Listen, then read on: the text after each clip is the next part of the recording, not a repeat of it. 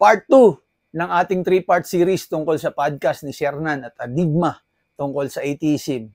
Kung hindi nyo pa po napapanood ang part 1, we suggest na panoorin nyo muna bago po kayo mag-proceed sa video na ito at bago po kayo mag-comment. Again, this video is not to bash, condemn, or judge Enigma or Shernan. The objective of this is to represent the Word of God na hindi na-consider doon sa kanilang talakayan, sa kanilang usapan. At mabigyan naman ang mga manonood ng other side ng kanilang usapan. Let's go. At ng, parang hindi naman sila makikinig sa akin eh. Malamang ibabash pa nga ako tungkol Pero dito. may relihiyong ka na parang natitripan yung gantong paniniwala nila. Hindi, kasi, tulad ko ako, parang yung Muslim, trip na trip ko yung kung paano yung gusto nila. Ako, gusto ko nang iwasan yung baboy eh. Hindi, ang hirap lang eh.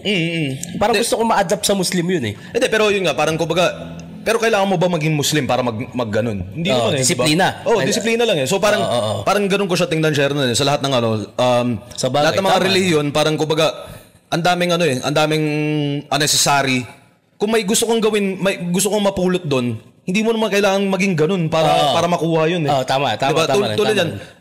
Tulad yan, kuyari, ang tao, di ba, yun, balik tayo dun sa usaping moralidad ng Maraming tao nagsasabi, kailangan nalang magpakabuti para hindi sila pumunta ng impyerno, di ba? Hindi sila Pero totoo ba yun na mayroong ganun? At sa kabila naman nun, kapag hindi totoo yung impyerno, ibig sabihin ba nun is masama ka ng tao?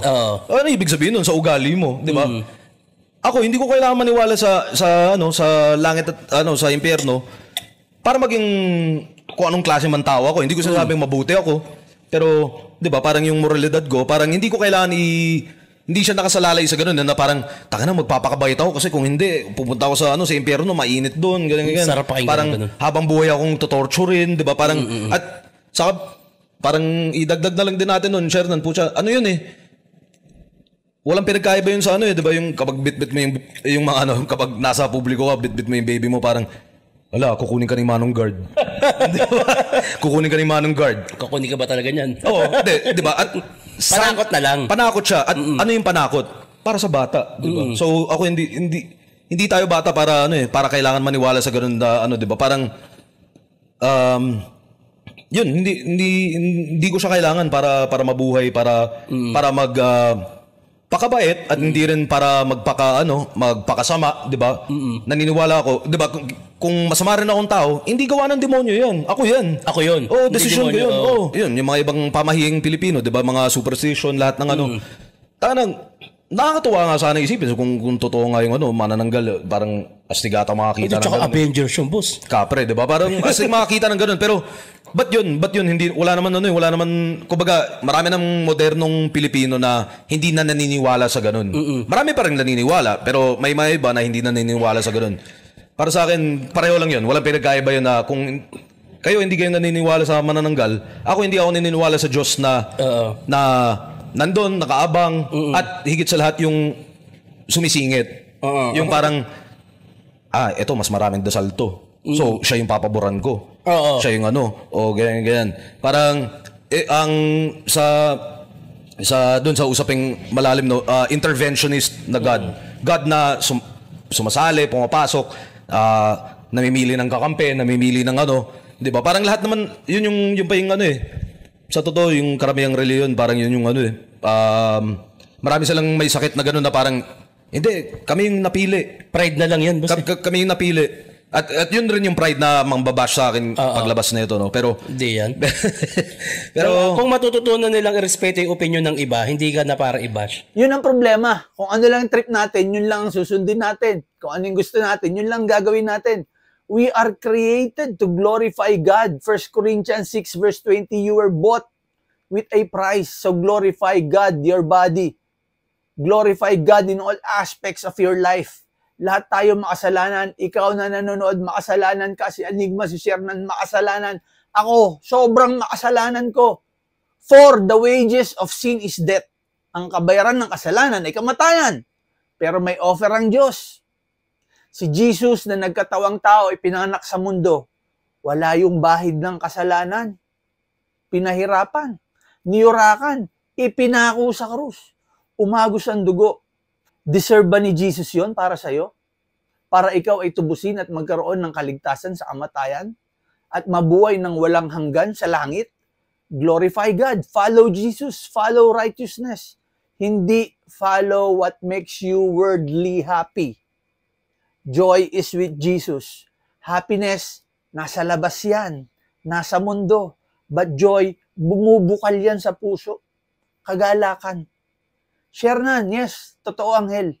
According sa Bible. Sabi sa Bible, it is the place for punishment for the wicked. A lake of fire. A realm of eternal torment.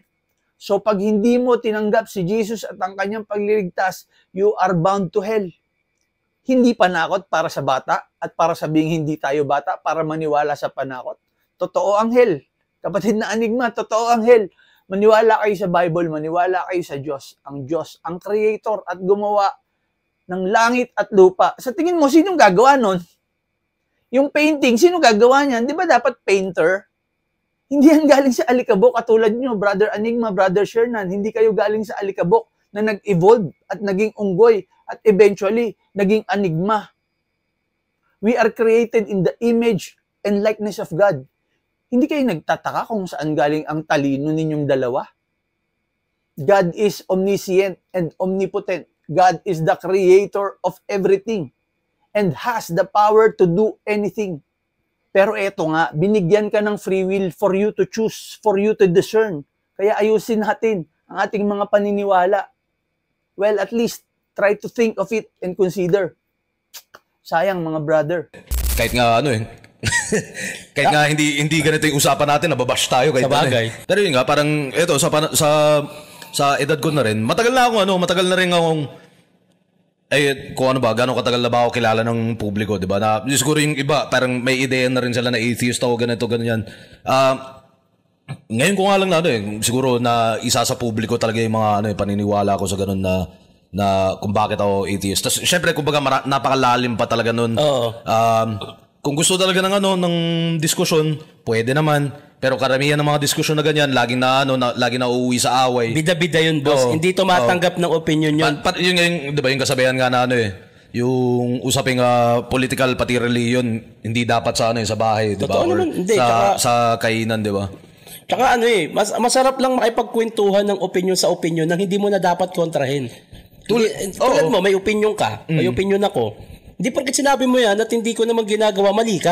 Hindi, pero kasi syempre tayo magkakilala na tayo lahat ng manonood na ito, putya, hindi naman ako kilala, hindi ka rin kilala.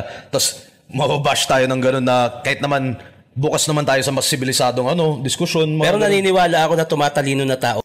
Do all for the glory of God, mga brother. Hindi for your own glory. Hindi dahil sa trip mo, kundi dahil sa kalooban ng Panginoon. I respect your opinion, both of you. Well, sa akin, hoping for your enlightenment, mga brother. Let's go to part 3.